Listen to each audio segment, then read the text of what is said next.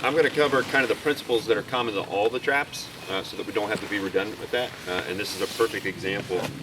In my opinion, it's a pretty good example. I won't say it's perfect. But principles of trapping. Location, first off, animals need to be there. You're attempting to get an animal that has free reign to step on a small piece of real estate where your trap is, and that's where your trigger is, and that's what's actually going to catch them. You can't just put them at random because your chances of success, if there's no animal activity in the area, just gets that much further reduced. So dens, nests, burrows, trails, the edge of fields, those are the places you need to look for signs of an animal being there. So we just happened upon this. There was an actual burrow right here. So we decided to use this one. So what else is common to this? And I like this one because I have funneling channelization.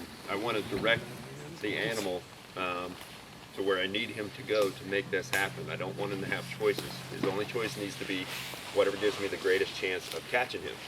In this case, I have some natural funneling here. I also took away the back route because I don't want him to come out and go that way, because that would be pushing the latch notches together, and it's probably not going to spring. I want him to come out and come straight this way.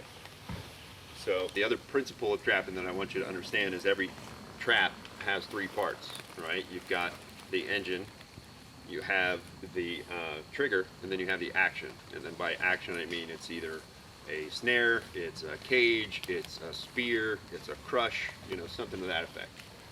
So those are the three parts. For this particular trap, this is a twitch up, and my personal preference for traps, especially for beginners, is to teach traps that are good for land, and they're also the same setup is good for the water, pretty much. So you're kind of getting a 2-for-1. You learn one trap, it's good for both. You never know what you're going to get. That's why I think this twitch up snare is a good one. I think some people call these spring poles, but basically three parts of the trap. You have an engine which stores the potential energy, which in this case is a bent sapling, and then you have the trigger, which releases that and turns that potential energy into kinetic energy.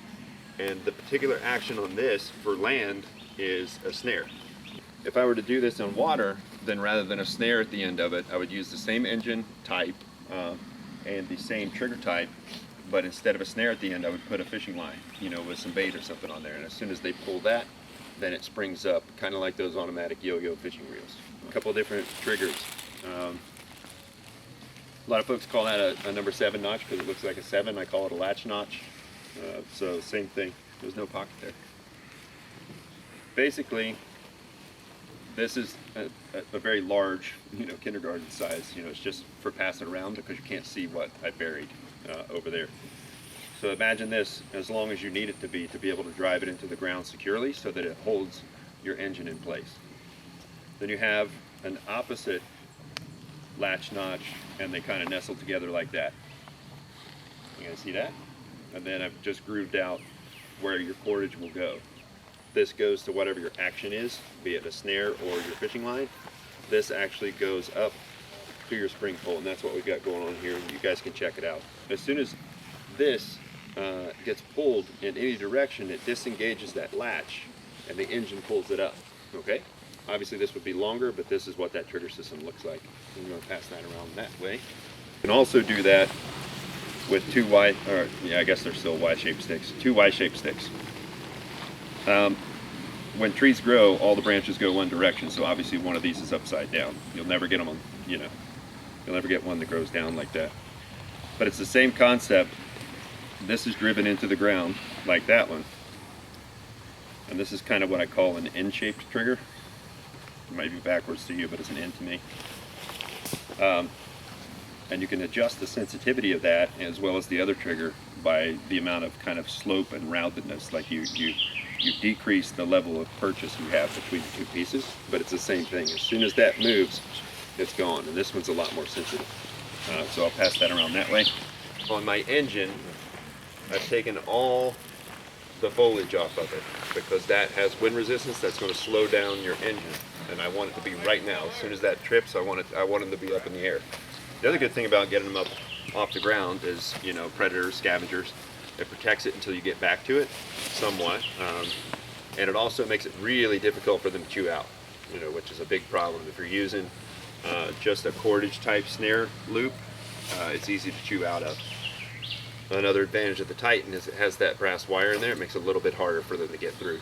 And it also holds its shape better than regular paracord. Regular paracord or bank line is really floppy. You have to prop it up with some Y-shaped sticks, which I've got some in here just to kind of direct the snare wire where I want it, because I'm going for a neck catch on this one. So I've got him channelized here so that this is his main trail going in and coming out. So with this one, I don't know if he's in there. It doesn't look like it, but I'm not actually trying to catch anything. My goal is I know he's in there, I'm going to get him on the way out. He gets caught. The reason I use Y-shaped sticks on this is I wanted it to be just up off the ground, because I don't want his legs to come over. Right. I want his leg to catch that, and I'll show you how to action it when everybody sees it. But that's what you see. I've got it funneled in, I've got it channelized, I've got it set up as best I can to hopefully go for a neck catch.